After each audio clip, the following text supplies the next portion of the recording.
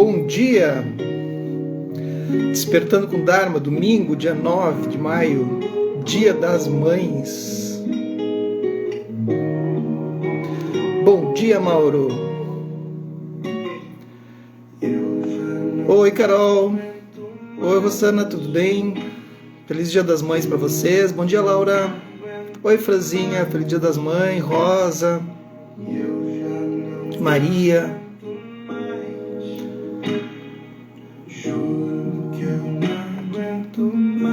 Bom dia, Marisa. Oi, Fabiola. Oi, Sandra. Bom dia, Rúbia. Feliz Dia das Mães para vocês todas. Oi, Fernanda. Que bacana. Olha só, povo no domingo, 9 graus, e aí, mesmo assim, acompanhando o Dharma. Esse é o movimento. Essa música é Bateu Forte, do Fran. Fran é o neto do Gilberto Gil.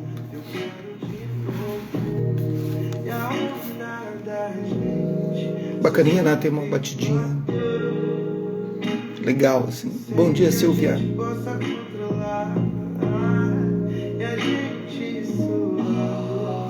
Bom dia, Ana Tereza. Então, feliz Dia das Mães a todas vocês. Bom dia, Patrícia. Então, esse é o Bateu Forte do Fran, neto do Gil.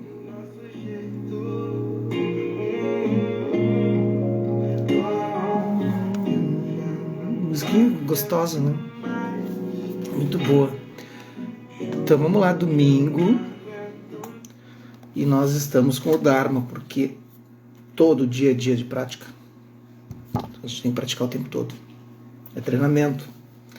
Então, o mundo poderia ser diferente com Norman Fischer, A Imaginação e o Caminho do Bodhisattva. Norman Fischer, então, é um monge zen, da linhagem Soto Zen. Exatamente.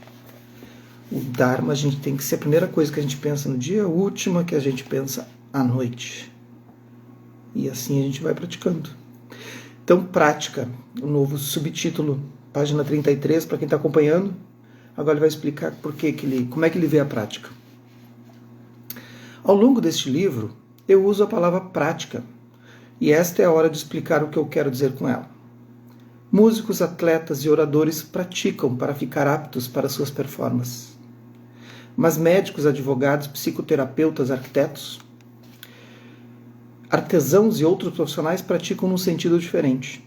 Eles não estão se preparando para algo mais significativo que vai acontecer. A prática para eles é um esforço contínuo diário para se desenvolverem. Eles respeitam e honram seus campos de atuação, e eles sabem que não podem dominá-lo completamente. Enquanto praticarem, irão se expandir, melhorar suas habilidades, trabalhar em direção à maestria. Então, eu como arquiteto, eu sempre costumo dizer, e até nas palestras e aulas que eu dou por aí, e que a gente cria um vocabulário arquitetônico, né? E esse vocabulário a gente vai expandindo ao longo do tempo. Então, quando a gente está projetando, a gente não usa todo o vocabulário, assim como na escrita, né? Tu não vai usar tudo que tu sabe. Tu vai usar alguns elementos. Mas para isso é preciso ter vocabulário. E ter vocabulário é a prática. Para os praticantes espirituais, a vida é o campo da prática. Praticantes espirituais tentam dominar a arte de viver. Eles prestam atenção a como vivem, o que significa o modo como pensam, falam e agem. Eles prestam atenção aos estados de corpo e mente, relacionamentos consigo mesmos e com os outros, percepções, sentimentos. Acima de tudo, a prática é uma atividade transformadora. Com o tempo, a prática molda o caráter e o ponto de vista. Isso é verdade em todas as profissões. Quando você estuda como um aprendiz e pratica uma profissão ou ofício, você eventualmente se forma. Você gradativamente passa a ver o mundo como um advogado, médico ou arquiteto. É claro que todo advogado, médico ou arquiteto é diferente. Assim como todo praticante espiritual é diferente. Ainda assim, advogados, médicos e arquitetos e praticantes espirituais compartilham algo que ninguém que não tenha feito a prática ao longo do tempo pode saber. Bem explicadinho, né? Tá claro isso, né? Muito mudou no nosso mundo nos últimos 100 anos. É bem explicadinho, mas agora vamos falar um pouco, vou sair do ponto de vista de instrutor, enfim, de budista, e falar com o arquiteto. É bem explicadinho, mas não é, né? Porque os clientes acham que agora, porque tem o Google, eles olham o Google e sabem mais que tu, assim. Não sabe. Tá? Então fica a dica. Pô, a gente estudou, a gente passa o dia inteiro fazendo isso, a gente sabe todas as artimanhas, né? A pessoa tem que dar dica, é óbvio, né? O projeto é seu. Mas, né? O vocabulário está em quem possui, está no advogado, está no médico, está na enfermeira, está na... seja o que for, a tua profissão, o que tu escolheu para viver. Então o cliente é o cliente. Muito mudou no nosso mundo nos últimos 100 anos. Certamente o mundo externo parece e opera de um modo completamente diferente. Mas mudamos internamente também. Expandimos, quebramos barreiras dentro e entre nós. Visões e comportamentos que separavam um grupo do outro, raças, gêneros, culturas, caíram. E nós estamos conscientes, solidários e mais compreensivos uns com os outros do que nunca fomos. Eu compreendo, é claro, que entre nós está bem longe de ser universal. Ainda há muito preconceito e incompreensão, e as muitas barreiras que permanecem parecem mais dolorosas, agora que as reconhecemos como barreiras. Ainda que os seres humanos possam ser melhores em reconhecer e incluir uns aos outros do que jamais fomos, estamos muito distantes do pleno respeito e justiça que aspiramos. É urgente a necessidade de acabar com essa lacuna entre realidade e aspiração. Muito legal isso que ele diz, que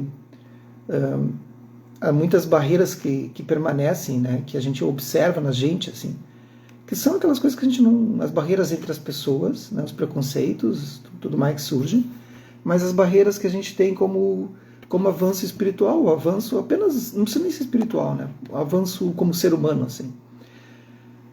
E quando tu vai descobrindo isso, assim, à medida que tu vai praticando, e essa prática não é somente uma prática de meditação, é uma prática contemplativa, uma prática de olhar, né? Olhar a si. E tu vai percebendo as tuas falhas, assim, né? E cada vez mais, cada vez mais. Depois tu vai percebendo gatilhos que levam a essas falhas, depois tu percebe como eliminar essas falhas, depois tu entende a impermanência, que tudo surge, se realiza, se dissolve o tempo todo. Tu começa a ter esses insights, pequenos insights, assim, que ainda não é vipassana, mas são pequenos insights. E quando tu começa a perceber essas coisas, tu começa a dar um espaçamento, assim. Tu tem um recuo, tu tem um olhar atento ao vão, assim. E esse olhar atento ao vão, ele gera aí que gera compaixão. E gera autocompaixão. Tu começa a perceber que o outro também está passando por isso. Então gera um autocuidado e gera um cuidado. E tudo vai acontecendo, fluindo assim, dessa maneira. E as pessoas costumam perguntar para mim, mas tu como praticante budista de tanto tempo e tudo mais, tu não deve ter problema, né? Claro que tem, né? Mas tu não deve sofrer tanto com os problemas. Não, a diferença é que eu reconheço meus problemas, minhas falhas, e dou esse espaçamento. E a diferença daqueles que não praticam é que não conseguem ver as suas falhas e não dão espaçamento. Essa é a diferença de um praticante para o outro, para quem não pratica. A gente sabe que a gente tem falhas e que a gente sabe como observar esses gatilhos e a gente sabe que a gente vai falhar novamente. Porque existem os impulsos kármicos que a gente não consegue controlar às vezes. Então é muito, muito, muito interessante isso. As religiões viam a si mesmas como protetoras de verdades metafísicas exclusivas. Cada religião propôs um modo de olhar para o mundo, que era compreendido como o único caminho correto possível. Alguns religiosos ainda veem assim, mas cada vez mais pessoas religiosas veem suas tradições à luz da prática espiritual e imaginativa. Isso quer dizer que as pessoas religiosas veem suas religiões menos como uma verdade exclusiva que deve ser defendida e sustentada, e mais como uma prática, um processo de transformação que lhes proporciona um modo de viver e ver o mundo. Há muitos pontos de vista. muitas práticas. Entretanto, assim como existem muitos ramos do direito e muitas concepções diferentes do direito em diferentes países, e advogados são advogados e se reconhecem uns aos outros como tais, da mesma forma, praticantes espirituais podem diferir radicalmente em suas visões e práticas e ainda ser, cada vez mais, a si mesmos como estando no mesmo caminho. Um caminho interior, um caminho espiritual. Hoje em dia, as pessoas são agraciadas com muita autonomia em suas práticas espirituais.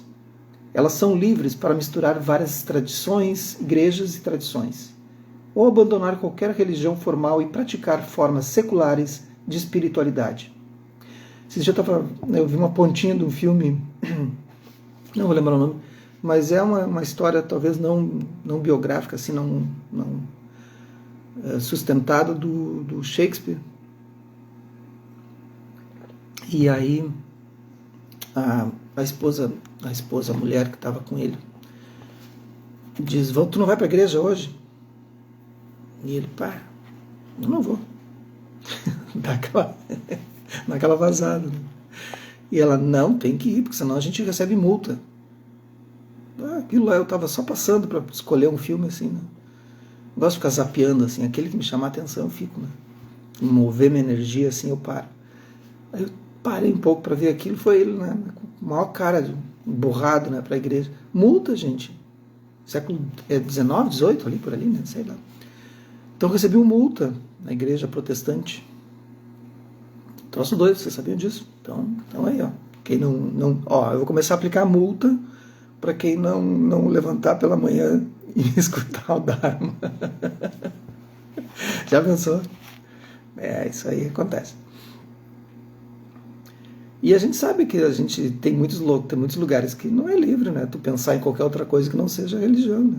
Isso, a gente tem muita sorte, um humano raro, precioso, livre com oportunidade, né? Como vai se dizer, né? Então, no budismo. Muitos, se não a maioria dos treinamentos profissionais e corporativos que conheço, baseiam seu trabalho em percepções colhidas em disciplinas espirituais. A noção de prática espiritual se tornou uma parte importante da vida contemporânea em muitas formas. Algumas pessoas reclamam que isso é piegas e diluído. Sem dúvida, muitas vezes é. Mas pouco a pouco vai se aprofundando e se tornando mais sério. Imaginação e o caminho de Bodhisattva, as 6 perfeições, que é, na verdade, o objetivo deste livro, que é falar sobre as 6 perfeições.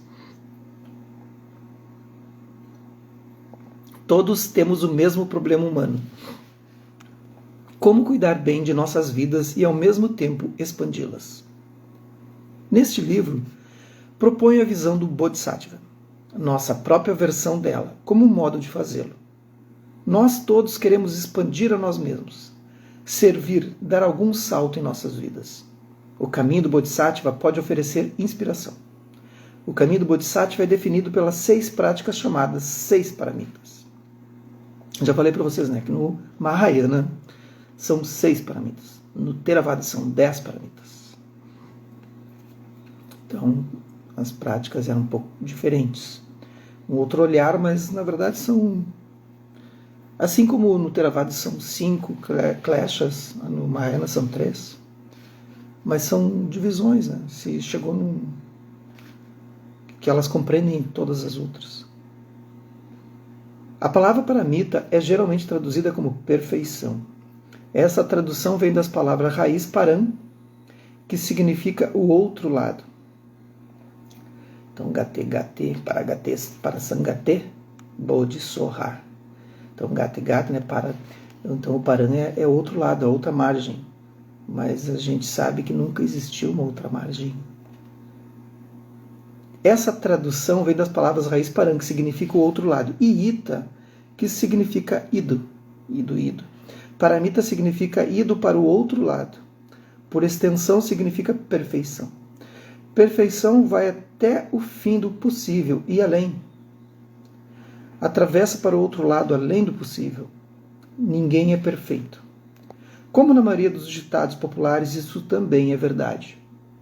Nenhum ser humano pode ser perfeito. E, gente, aqui um parênteses, ser perfeito é chato. Tá? Então aquela coisa assim, aquela coisa beata, aquela coisa assim, É chato, porque não é fake, não é real. As coisas estão acontecendo, a gente vai, né? Então, quando vem com essa coisa assim de muito gratidão, ó, vocês já sabem, né? Eu falo isso e falo, e quem me segue e quem é meu aluno já, e que tem, né, muita gente nesse país, nesse mundo, e sabem, e eu sou muito direto quanto a isso. Esse negócio de muita gratidão, chega ali se desmanchando em gratidão. Eu começo com essa palavra gratidão, eu acho um saco, acho um porre sem fim, assim, e vocês sabem disso. Não me mandem emoji, porque eu não sei ler emoji, não entendo as duas mãozinhas, assim, né, de alguma maneira, né, porque eu interpreto de milhões de formas, gente. Eu sou arquiteto, entende? Então a minha mente é muito louca. Então me manda um emoji. Tem um que diz, agora me disseram que ele está sorrindo muito, rios de lágrima. Para mim parece que ele está vomitando a bile, né? É um negócio horroroso, assim. E gratidão é uma palavra que não faz nenhum sentido para mim no contexto da língua portuguesa. Eu não gosto nem como soa, né? Aí sejamos gratos, né? Graças, como aqui a gente diz no sul, né? Então tem tantas outras formas. Então eu não curto. Tá? Aí me diz, mas agora a gente vai. Claro que o pessoal manda só para me incomodar, né? Isso faz parte do bullying. Mas faz bullying comigo, vou fazer também, já vou avisando. Então, né? Então podem mandar. Aí tem que se atualizar, né, Gorete? Daí a Gorete fica me mandando emoji. Eu mando uns negócios para ela, da mentoria, ela manda uns emojis, que ela sabe que eu não entendo, não entendi se ela vai ler, se ela não vai ler, se ela... Sei lá o que quer dizer aquelas coisas que ela manda. Esses dias me mandaram lá que eu não consegui achar. Daí minha filha diz que tem um lugar que tu pode procurar o significado dos emojis. Mas o significado tem que estar dentro, eu não consigo... não bate. Tem problema com esse negócio. Usem as palavras. Palavras são bonitas no português, adoro. Nenhum ser humano pode ser perfeito. Nenhum. Tá? Então ser perfeito é chato. Mas isso não nos impede de tentar. As 6 perfeições são impossíveis. Pronto. Acabou o livro. Vamos voltar a dormir. Ninguém pode praticá-las. Mas as praticamos mesmo assim. E é verdade, gente. Tornamos o impossível possível. O que a gente faz é tentar o treinamento. Essa é a palavra sempre que eu adoro que o Tinahan usa. Treinamento. A gente está aqui para treinar. A gente vai errar muito ainda, né? Muito. O único jeito de fazer o que não pode ser feito é usando a imaginação. Não posso praticar as paramitas objetivamente, mas posso praticá-las usando a imaginação, por meio do voto, intenção, espírito, comprometimento e ação. Posso praticá-las por meio do amor, por meio da expansão do meu coração. Esse é o espírito de praticar as 6 perfeições. No Sutra Antigo, o caminho budista é comparado com uma jangada. Começando na margem do sofrimento, você navega para a margem do Nirvana. Tá? Então a gente começa em Dukkha. Né? Então Dukkha, essa raiz da palavra vem de eixo. Então, quando o eixo está desequilibrado, as nossas vidas, o carroceiro que está lá em cima daquela carroça, está com a vida com uma bagunça, né? Está lá sofrendo. Então, o Buda habilmente vai usar a palavra da raiz Dukkha, e que vai dizer que quando a nossa vida está fora do eixo, está em desequilíbrio, a gente está sofrendo. Então, o Buda nunca disse que a vida é total sofrimento. Ele diz que quando está fora do eixo a gente sofre. E a gente pode atingir outra margem do Paranirvana, que é a extinção desse sofrimento. E aí vai surgir então o caminho, as 4 nobres verdades. E as nobres, a palavra nobre nesse contexto, quer dizer que a pessoa tem que ter um coração aberto para isso, para entender que a vida é sofrimento, que a vida tem permanência e tudo mais. Por que ele vai colocar a palavra nobre nesse contexto na Índia? Né? Porque ele estava se referindo naquele contexto em que nobre não significava ser nobre das castas, brahmanes, né? Os guerreiros, os reis, segundo a cabeça e partes superiores do deus Brahma. E ele não queria dizer que seria dos nobres, pertencentes somente a essas castas, mas nobres, né, nobres de coração. E aí então, ele, naquele momento, ele já estava dizendo, não importa de que casta tu tá, em que casta tu estás, mas se tu tem um coração nobre, né, aberto, então tu consegue entender essa verdade. Né? E Nirvana é a extinção desses venenos mentais, que é a ignorância, a raiva, desejo, apego, enfim. Então, a extinção de tudo isso. Então, Nir, né, o apagar da chama. Né? Então, eu sempre dou esse exemplo para os alunos, né, que quando a gente acende uma vela, a gente aprisiona essa chama. Quando a gente consegue eliminar aquela parafina toda, que são todos os nossos venenos mentais e tudo mais, nossas emoções aflitivas, quando a gente começa a trabalhar treinamento com as paramitas, com as práticas de meditação, com a leitura do Dharma, ou para quem faz orações, com as suas orações, mas desde que apliquem, né? Ou seja, tem uma vida um pouco mais acertada, assim, em benefício das pessoas. Aquela parafina vai se dissolvendo e a gente, quando extingue, né, a gente liberta a chama. A gente liberta a chama. E aí o Nirvana é isso, é essa extinção, Nirvana, né, a extinção da chama. Você vai além da dor para a paz, usando a palavra paramita. Indo além para descrever o caminho do Bodhisattva. Os Mahayanas queriam ecoar o sentido dessa metáfora inicial. Cada uma das 6 perfeições é uma jangada nos carregando de uma margem para outra, mas também cada perfeição já está além. Praticar onde quer que estejamos já é estar além. Nós nunca deixamos essa margem por outra porque já estamos lá. Olha aí, ó. Já estamos além. Imediatamente, simplesmente por fazer a prática. A maior das imperfeições é a perfeição. Feito. O caminho por si só é o objetivo. Esse paradoxo repousa no coração da prática das 6 perfeições. As 6 perfeições são expansivas, práticas infindavelmente imaginativas, ainda que sejam ao mesmo tempo pé no chão. Elas são caminhos para o desenvolvimento de caráter, são meios de melhorarmos nosso funcionamento como seres humanos no mundo tal como ele é. No seu conjunto, elas definem um espírito e um modo de vida. As 6 perfeições são generosidade, conduta moral, paciência, alegre empenho, meditação e compreensão. Aí, é simples, gente. Vocês praticam isso, as 6 perfeições, e está tudo resolvido. Tem uma aluna minha da mentoria da meditação que ela... Tá, vamos, já aprendi o que é shamatha, né? Ou estabilização, ou zazen, enfim, né? Já aprendi o que é, mas eu quero saber assim, eu não tenho muita paciência. Eu achei muito divertido. Eu tenho muita paciência, eu quero saber exatamente assim, tá, e daí onde é que eu vou chegar se eu praticar isso? É porque ela me disse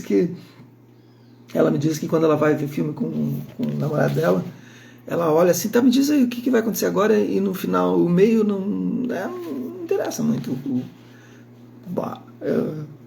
Vai ser um trabalho de mentoria esse. Eu te falo que o final é simples, o final todo mundo conhece. O final é tu te transformar num Buda. Então, já tu sabe o final, agora tu só tem que... Só que o meio que tu não quer praticar, não adianta, né? Daí não vai ter o final. Me diverte. Mas é bom pegar uns alunos assim, porque daí a gente eu faço bullying, gente. E podem fazer o que vocês quiserem, dizer que é errado, mas... Né?